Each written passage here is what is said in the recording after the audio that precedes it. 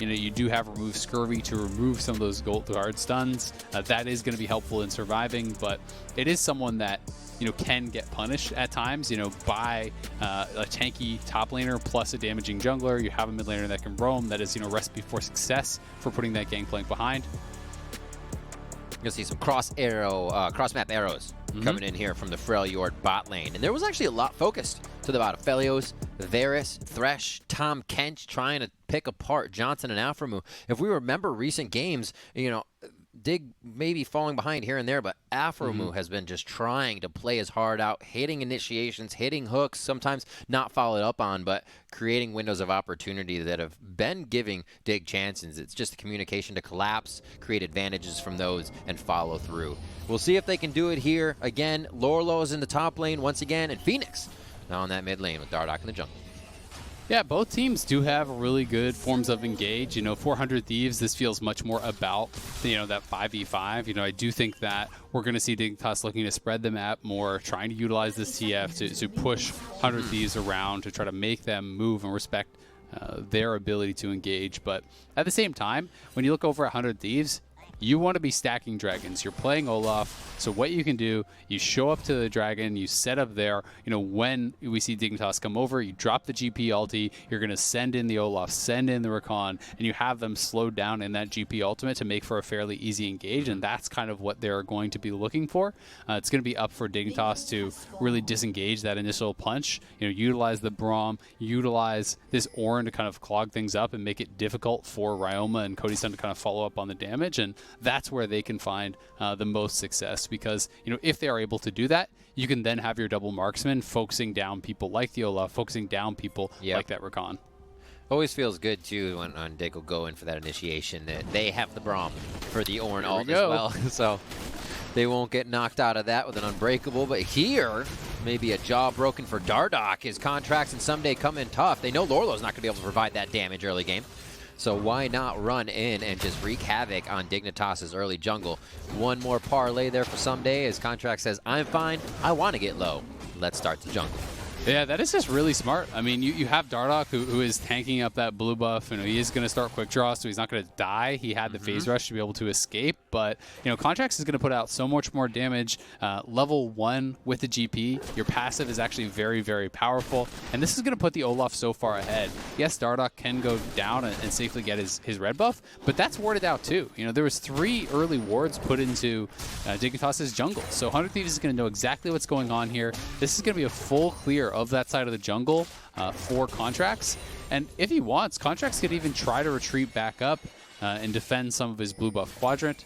He can also just go into vertical jungling if he so chooses.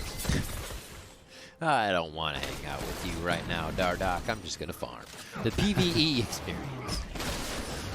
So we'll see where they go from here. Good job by Aphromoo to push in. A quick volley pressure on the lane. Oh, thumbs up. Get him on it. Boom hops away. And not too much trouble really for the early game. Everything comes around. Be equal, really. Yeah, I'm just really interested, you know, if Contractz did want to contest any of it. It doesn't look like it, and then it's just a question of, does Dardoch also go to the Wolves? If he does, they are pretty much dead even on this. You know, it will be that, you know, full steal of both sides. Yes, Olaf I still think is going to be happier overall because he gets that earlier start, and, you know, Dardoch had to relocate across the map before he even got to start up what was then a solo take on his red buff. So it's still a good move, but not too big of a deal.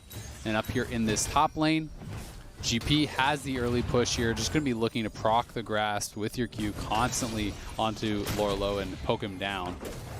But Lourlo doing a pretty good job picking up a fair bit of this farm. There's like Fenix there. Oh, I cursed him. Back baiting. Hurt your eyes. He missed them all. Love it. Lourlo builds himself armor. Where did he even get the cloth from? I don't get it. Also, why would you build a shirt on just has like a really big t-shirt with a forge, you know? It must be a real stiff shirt. Chainmail. Okay. Poome. Just looking for a little bit of a quill heal here. The Gleam. He gets it out. So not much aggression coming out from this lane. We figured Cody Sun and Poome are just going to jump away if anything happens. And level 2 has already been hit. So just farming it out here until Johnsun can get level 6. Start the arrows. We'll see how those are followed up from from the team. Grasp for your top laners as we're just kind of looking around how everybody's playing. Conqueror for Contractz as he is just waiting to get into fights. Nothing too crazy this game around, but still seeing the phase rush being enjoyed by many. Yeah, phase rush is really, really strong, and it's pretty necessary into the Olaf. Allows you to be aggressive like this. You know, the slow resistance is very important for kiting out, but also for chasing down. As it will just be a bit of a disengage there. You know, as that phase rush expires, Dardoch has to be careful because, yes, you have Contractz somewhat low, but he has his chilling smite, and he can just turn around and start to fight you as soon as that phase rush does expire. So that is why Dardoch just got that initial chunk and did back off. And it's also why Contractz is feeling very comfortable to actually try to take this away. Smokes him out. Nice damage. Gets a reload on. Dash reload. Now he's got to wait for 2 in the chamber. It may be long enough. No. It was not. Contractz goes down as he finds Dardoch reloading. Great job by Lourlo to peel down there and help the jungle. Yeah, that was pretty ballsy, to be honest, from Contractz. You know, he just kind of went back in after being spotted. And, you know, Lourlo is a lot closer. It's not like Lourlo was actually locked under his turret. He just walks over. Fenix was also, you know, faster on the roam. So Contractz just decides he's not even going to flash and does end up going down. So pretty careless death from him, has to be said. We'll see how much of this Cody Sun can pick up. It is worth noting that it is TP on the Ashe. No teleport taken here by Cody Sun. He's actually playing Cleanse due to all the hard crowd control they do have. So Contractz does get this, but I'm a little bit confused as to why Contractz just doesn't run straight out. Like, what is he doing, to be honest? That was just terrible. He hesitated so much. I'm not sure if he like got confused as to where Lourlo was, or maybe that's just hesitation on like, hey, maybe I can go get the axe and fight. Oh crap, no I can't. Yes, maybe I can.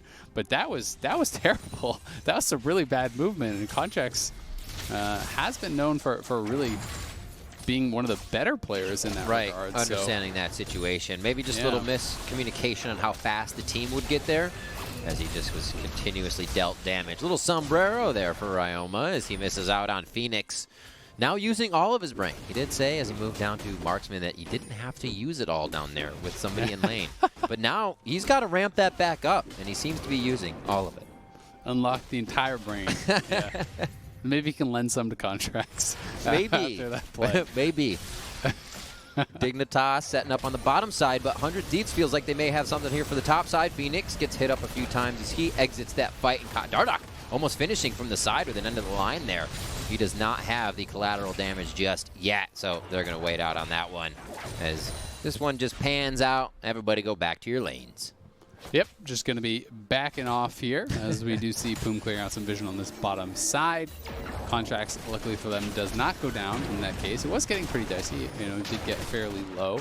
Some summoners were forced on both sides at least, but, you know, Fenix does now have his ult, so that's why they're kind of trying to put pressure on him. They're trying to lock this TF under his turret and not allow him to get out to those side lanes. Fenix has gone for early CDR here. It's kind of just like the trifecta of laning items and then the CDR boots. You know, this is a pretty powerful early laning build. You have a lot of mana when you are playing, you know, this style with Corrupting Potion, the Dark Seal, plus that Doran's Ring. You're going to be feeling pretty good about it, and usually take things like Time Warp Tonic when you are going to start for that. So we'll be interested to see if he can actually unlock himself to get out to those side lanes. Ooh, a bit of a dance. Poome wants to go in as they're just testing Dignitas here. It seems once the wave goes in, Poome getting a little bit of damage on the backcaster wave, which is nearly enough for one turret shot and an auto, but they clean it up before it even hits the turret. So Dardoch is on the top side of the map, but he doesn't really want to fight, it seems, for the red. Here to see if maybe somebody's trailing Ssumday. He can find Contractz. He'll be waiting a little bit. Actually wants to initiate himself. Lourlo patiently holding. See if they can get the orange out of him immediately. Bashes into the wall. Orange comes up. He's going to be moving, but not fast enough. Gets taken down as Lourlo picks up a kill. Here comes the TF Destiny. They're going to turn right on him. And oh, no. That's an oopsie. That's a big one. Fenix gets himself taken out immediately. You have your ult up. That reveals everyone. He's a Phoenix. It's okay. He respawns. Don't worry. What was he thinking? 2 ashes and then to life. Yeah. He just made the ashes part happen a lot faster than we were thinking. 9 seconds on for him to come back up. Contractz is now going to have a bit of knowledge about the pressure in mid lane, and he will start this Rift Herald up by himself with the help of Poome, who made the walk up. Yeah, that is an unlucky play there for Fenix. They'll call it that. So, the Messiah. yeah, a bit of a head scratcher. I don't know. Anyway, they're going to be giving up the Rift Herald off of that. Fenix is down, back up to this top side. Nice little angle on this. Lourlo is able to nail the ult. They have the knock-up, and there was no point in him flashing the wall because the TF ultimate was actually popped. And then this is what I was talking about. It's like you have vision of these players. Your team is not close enough. You do not have stopwatch. He was sitting on just those early items. So zoom in. Love it from the observers there. Nice replay. He didn't even have his catalyst complete, so it's not even like he had a good amount of health or anything. When you just ult straight in on top of the Orianna ball and the Olaf, of course that's going to be what happens. I mean, you got Twisted Fate, Gangplank, and Graves in this game. We're playing the odds here. These, all cards on the table. Roll the dice. Roll those dice each time. Betting it all. Johnsun's going to go ahead and take your bot side turret with good help from Dardoch and Aphromoo. So they start opening up the map a little bit, but 100 Thieves will answer. I mean, I respect the risky bet, but that was like betting it all on the 2-7 offsuit, Yep. That was like you're like, well, I respect it, but I'm not sure if I agree with it. Let's leave it at that. So, bot lane turret was taken by a dig, as you said. Top lane traded back by 100 Thieves. Again, early pressure from Dignitas bot lane, looking pretty nice. They did have a slight advantage there on that bottom side, with the TP from the Ashe. Ezreal having to respect the gold card, as well as the Ashe arrow, so is taking cleanse. Same thing with Ryoma. So there's a lot of additional teleports actually on the Dignitas side, which is going to help to empower their potential split push later on. That is going to be really working in their favor. Playing the side lanes, you have 3 TPs. Your opponents only have the 1, so 100 Thieves is going to have to be very careful about when they are sending people to side lanes, when they are not able to answer, getting really good hard engages here with Poome. A lot of pressure on him playing this Rakan as, a new addition to this LCS squad. He's got to nail those engages, or you could just get peeled apart in the side lanes. I'm excited as well to see what happens for Poome. As a support, maybe a little bit of bias, but his first game, we saw him playing on the Nautilus and Academies, flashing in front of hooks, in front of engages, and like the instant thought and seeing that from somebody the first time, I was like, that's that style of play I like to see, doing anything to stop those skill shots and save your support. So I definitely expect to see the impact plays from him. It doesn't seem like he's afraid to go in on something and know the team will follow him. Ahead already here in this one, but not by much as they're pushing. The game's pretty even. 100 Thieves definitely roaming the map as they feel like they control it more. The Ornn may have something to say about that, along with Fenix coming in. They quickly hit Fenix with an undertow, and he will not be able to catch up. Still not too bad. They at least get the flash there out of Ssumday, and Dardoch's actually still pressing for this. Wait a minute.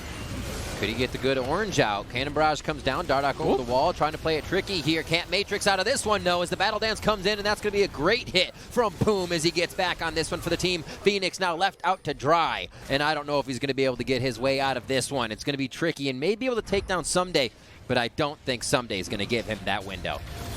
TP out, he'll be able to use that. Not enough crowd control to block him in place, and it's just a quick escape. I mean, Dignitas are in a good spot. I just, again, like, I don't get why you even want to go for that play as Dardoch. Even if you get it and you get that kill, you still should be dying on the way out. Yep. You don't have your ultimates, which you just expended on that previous play. So again, it's like you're doing these high risk, incredibly low to medium reward style of plays. It's just not smart League of Legends, And in this case, he doesn't even get the kill. Not only does he die, but he gets Aphro killed. Just a good flash to avoid that initial knockup from Ssumday, so then he can orange out on this. And it's like, okay, look where your team is going. Phoenix is walking back to mid lane. Lourlo is on the wave in bottom lane. Why are you going for this? You are flashing in when there's no ult from Phoenix to actually get over there. You know, he ults to try to juke him out over the wall, but Poome is here, Cody Sun is here. 100 Thieves have their resources. You have no ultimates because you just spent them.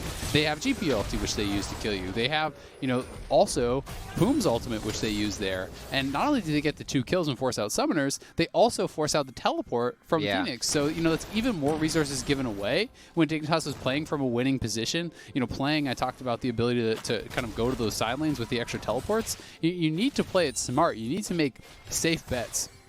Yes, this is a meta where aggressive League of Legends is often really rewarded, but it's got to be worth the risk. And that's where, you know, the evaluation becomes so important. It's that return on investment coming in from it that you're talking about. And kind of looking at how they're assessing the fights as well. As they start to fall apart, it doesn't seem like they turn away. They're still going for their target. They're a little tunneled in. So it definitely seems to be a few things plaguing Dignitas here. Right under the turret, they can see everyone. That is Fenix's destiny on, and they're going to go for the engage as Poome comes back immediately with the quickness to stop up Dignitas. The retaliation is under toes. The Glacial Fisher's going to miss on the tail of Cody Sun, as now they have a chance to fire back some Mystic shots, almost taking down Lourlo, as he's at now 400 HP, and 100 Thieves are able to kite that out with Dignitas's engage. They did get top turret after all of that, and that was a 4v because we see Ryoma here on the bot side. Yeah, nice disengage. Honestly, a lot of credit to Poome there. You know, didn't even blow the summoners, but he did actually go in and get a multi-man knock-up there, you know, CCing up a lot of Dignitas, so they couldn't actually follow up properly on that. And, you know, Ryoma just trying to push here on this bottom side, trying to potentially trade back a turret down there. They will at least get this dragon. Contractz grabs that. They're going to get the turret as well, so very nicely done by 100 Thieves to actually turn what was a losing situation into their favor. Even looks like they're going to be able to sneak out here with Poome. Thumbs up. Be pretty nice for both teams. Poome's happy about that. And yeah, we see that engage top. Poome ready to go in. Feeling comfortable here with the LCS squad, even just after a few plays and scrims. 16 minutes on the clock, so we got 5 for our Baron. And our second Shelly just hanging out, waiting for some attention. Looks like Lourlo may get some vision on that, or make sure this side of the map is clear of 100 Thieves members. Try to just establish as much vision as they can. Ashe in a fairly strong spot. You know, Cody Sun moving up towards this 2-item power spike that everyone likes to talk about. You know, that is obviously going to be a really good point in the game for him. But Johnsun, Aphromoo, you know, feeling pretty stable. And Dignitas still is, I think, in a solid spot, despite the fact that the gold is actually even. I do think that they have what I believe to be, you know, superior comp. I think it's going to be based on the engages. Can, you know, Poome and Ryoma actually coordinate well to get that really good engage with the Orianna follow-up or not? I feel like it's going to be such a back and forth. It's like almost who absorbs the first engage better, right? And then can retaliate. Unless you catch a team completely off guard, then you know, you don't know what you're going to be able to do. Contractz pushing in here. Poome, they're going to work together. As 100 Thieves feels like they have a lock onto Fenix. Will he be able to pour it out of this one? The exhaust is there to stop a bit of the early damage. He uses it immediately, but Ragnarok follows. Clockwork wind up on his tail, and he is hitting the slalom. Ladies and gentlemen, do you have your ski pass? And Fenix has been denied. Back to the bunny hill for him. He's not going to be able to climb to the top of that mountain. They do catch him. Nice little fancy feet. Oh, they actually get him. Wow. Oh, just on the end. Very nicely done. The teamwork of Diggs bot lane, finding 3 to 4 bans at themselves and still making it work this game. Yeah, that was actually really clean. Good job by them. I thought they were really overestimating the amount of damage that they could get done. It's like, yeah, he has cleanse, he has flash, he's sitting with a GP by his turret. What are you doing? But they obviously knew exactly how much damage they could get done there. The last Q, I do believe, you know, coming through from Aphro there, getting just enough damage so Johnsun could actually finish him off. And yeah. Dignitas trading back, you know, in a 2v2 after losing their top laner. A little bit unfortunate that Fenix did actually commit the stopwatch, as though, you know, it looked flashy, but since no one was actually there to back him up, stopwatch is now gone. You are not actually going towards Azonia's next. So think about how long it's going to be before you actually have your full Zonias, right? Like that is somewhat concerning. That is, you know, again, one of those things where it's like, yes, you used it well, kind of quotation marks, to immune ability, but it didn't get you anything. And if you go for a full Lich Bane next, it's going to be like 10 minutes, maybe more, before he has the Zonias. So if you have, you know, a critical team fight around a dragon or something, well, guess what? Stopwatch is gone. You don't get that back. A lot of time until you have anything like that. You said, as you were mentioning, Fenix looking for maybe a Lich Bane first. If he even does try to maybe skirt around that and say, well, I'll just keep the Sheen. I don't think that would happen. So 0-2-0, maybe a few kills will help put some of that gold in his pocket. He can still port around and create options for the team. Hopefully that's the way that Dignitas can use that window. 4-3 in kills here as Johnsun just holding mid safely. Even has a pink ward right next to him. Make sure nobody has vision of where the Ashe is going to be or leaving from. And now we're just going to get marksman in the mid lane. It looks like a bit of a 1-3-1 from both teams here as we're getting a stalemate. A little bit of a stalemate. Yep. Both teams just kind of sitting back, looking to see if they can find an opportunity. Poome getting chunked out fairly hard, but he has some nice fruit there to heal him back up. And you know, Johnsun is going to be looking for these arrows. You know, he has really been kind of the instigator for a lot of the action. You know, they got the kill on Cody Sun. There's now a Rift Herald getting dropped mid lane, so we'll see how quickly Dignitas do respond. They still have their soul laners out to the side lanes, and it doesn't look like they are moving, so I think they're just going to accept this is gone, just farm it out, and keep playing for late. Yeah, this is actually great timing here for the side of 100 Thieves. Lourlo's teleport was maybe 20 seconds on cooldown, now just about to tick up as they were making that play. So really had great positioning to hit 100 Thieves, just were a bit off the time. Still can be used. Coming up here, we'll see the Ornn coming into a fight pretty fast if that happens. Whoop. And just zoning arrow flying down the mid lane. I like the attempt. You know, that there's like it's worth going for a pick there. You know, my only question is just like, because there's not a lot of people around, if you're planning on fighting the dragon, it makes no sense. But because they are actually sending Fenix up to top lane, I think this was basically saying, hey, if we get a random pick here, we will fight this dragon. If we don't, we won't.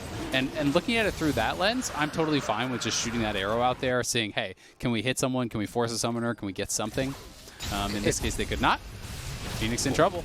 Instantaneous fight as we get here towards the top side, and Ryoma was about to take more gold from Fenix's pocket. Yeah, calls Fenix bluff on that one. Fenix is really struggling, to be honest, in this game. I mean, does seem out of sorts for sure. Like, he locks in the red card there. You know, you pop your ultimate, but then you actually never channel it. It felt like he was kind of hesitating, like, okay, do I need to get out of the GP ult? Do I not? He's kind of strafing back and forth, you know, tanking the GP ultimate anyway. You know, I feel like that's a situation where, because he had barrier, he actually used the barrier well in the shockwave.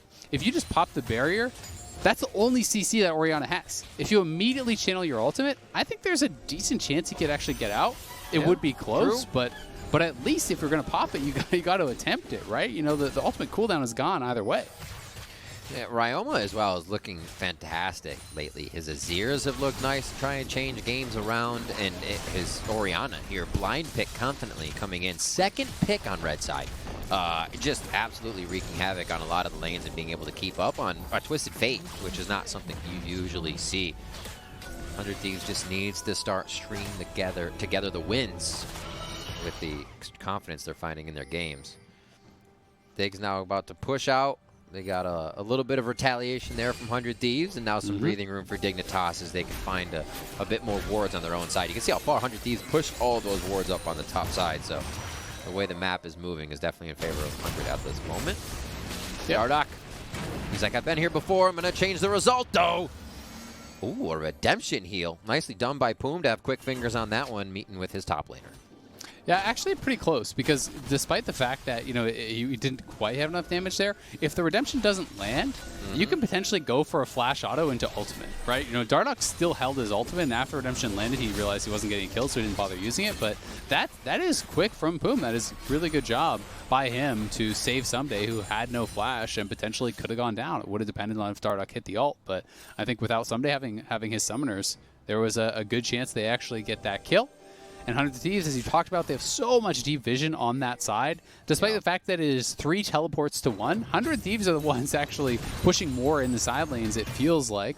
Lourlo and Dardoch trying to get something done over here, but Dardoch has been spotted out. And 100 Thieves can potentially threaten this Baron. You know, you can look to start this up. Contractz is moving over here with Poome, and I think they are going to do just that, as they knew that Dardoch was down on the bottom side. They still see Lourlo. Will be spotted out by this Hawkshot, though, so now they have to make the choice. Do you commit to it and look to a turn? You know, what is the play going to be here? Cannon barrage is up, and teleports are up for your top laners to approach this fight, and here come the TPs in. Poome gets out, the battle dance has been used defensively.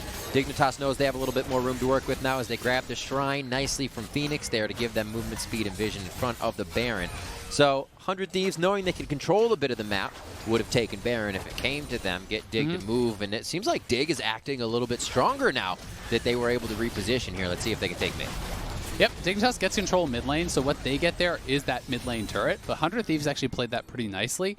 They recognized that Lourlo was down on the bottom side. They wanted to force out the TP, so they get the TP, they get the TF ultimate. That allows Ssumday to push more aggressively in the side lane, makes someone else come to respond to him. It means that Lourlo is going to have to stick more close to the Baron, so they're going to have to change their lane assignments. Fenix will go down here and have to rely on his teleport. Lourlo will be up to that top side, trying to stay near that Baron in case they potentially start it up. So, 100 Thieves, I think they handled that well.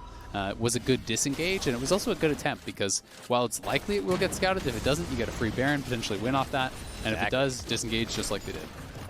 Death Dance now for Johnsun. That feels fantastic. He's actually been having a great game on the Ashe, usually something that gets targeted immediately over and over and over again. But he's got great protection on Aphromoo, and he's had great positioning so far. So that now with a charged up Blade of the Rune King as well from Lourlo, those items are starting to come in from Ornn for Dig.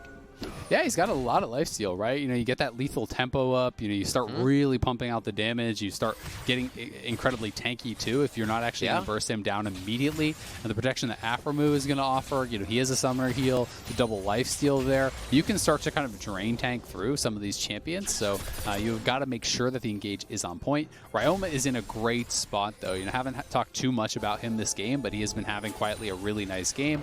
Already on his death cap, his Seraphs is fully stacked. He has some CDR picked up with the Codex, and both him and Poome have been playing well, and if they can combine, for that great engage from Poome, follow it up with the Shockwave, they can still potentially burst someone like Johnsun down, despite all that lifesteal and fairly defensive itemization with that Death Dance. Top lane getting pushed in by Lourlo right now, and we will see how he comes back. Thought they were going to leave him up there alone, but Ssumday keeps pressure on that. The Ocean Drake now gets picked up here by 100 Thieves, which is so great for them. Yeah, they're going to get engaged on, poked with some cards. Not from a poke comp, but these little skirmishes Dig tries to start can easily be kited out, healed up, and reinitiated for 100 Thieves. Yeah, definitely. That's what they're going to be looking to do. You can see Ezreal building towards that Death Dance. Also, Contractz staying on that damage train. He's going for the Death Dance, so they are trying to get more damage out of these members. It will mean that the Olaf is fairly squishy.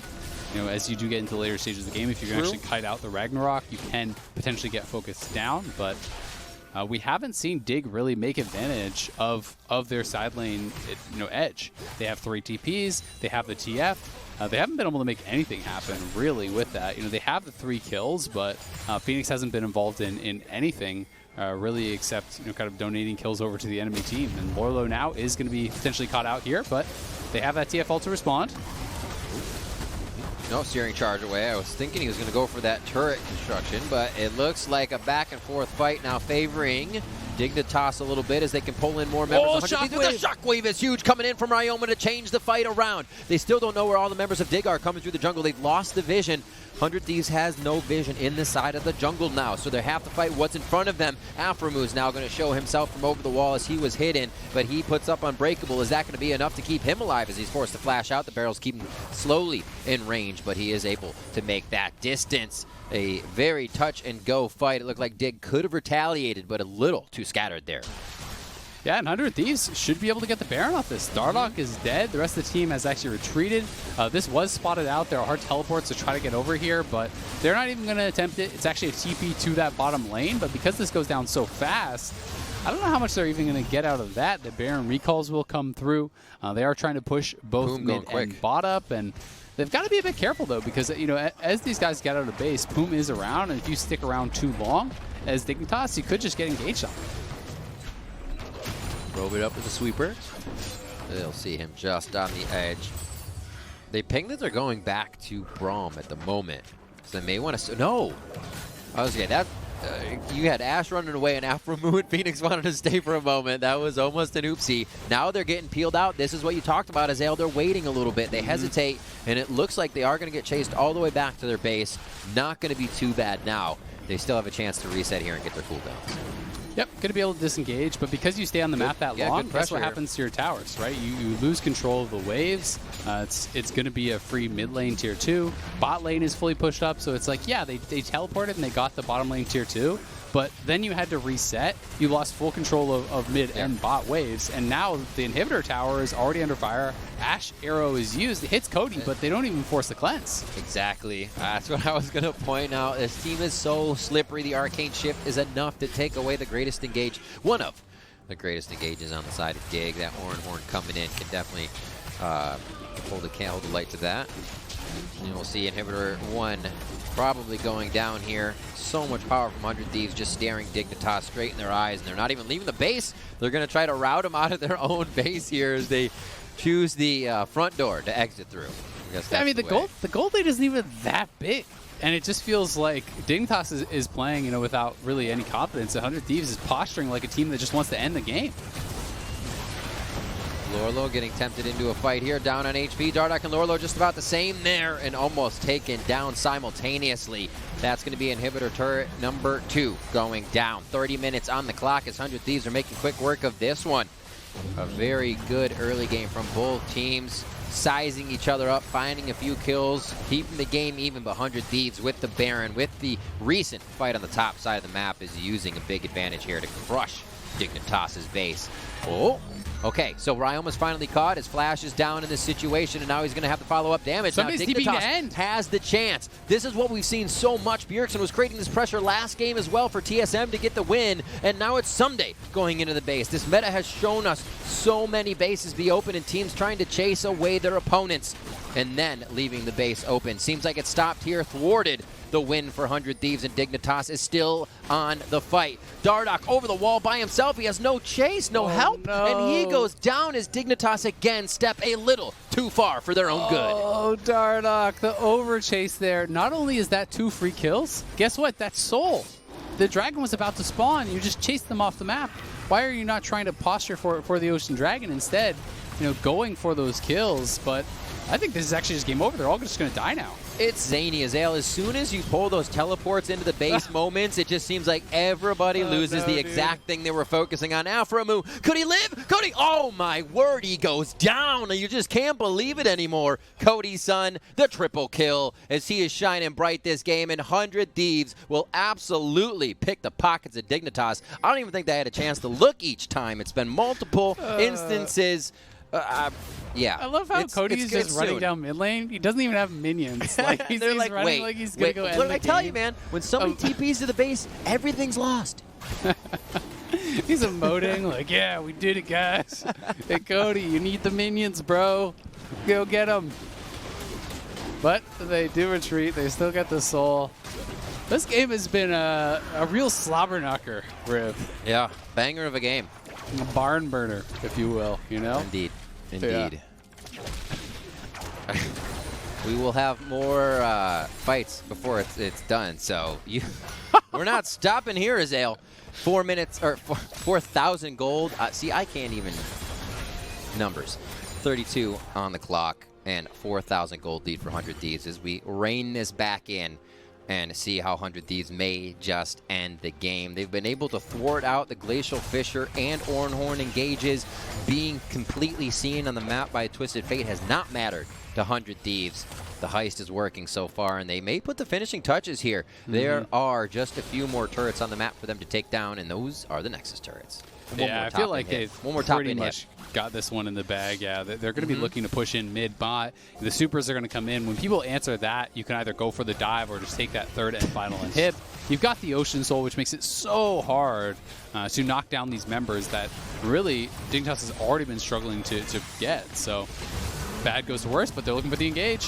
It hits the Olaf. Ragnarok is on immediately. Lourlo goes in. The 4v1, 5v1 practically, as the team can't really catch up with the damage. Johnsun, nice flash for safety for him, trying to deliver the Rangers' focus, but they instantly jump on him, take him down. The shock and awe damage and pylon from 100 Thieves is just too much for Dignitas to handle. and they will not allow DIG to find a win. 100 Thieves will make sure everything goes their way this game, and they will take down the Nexus, moving to 2-6 on the summer split.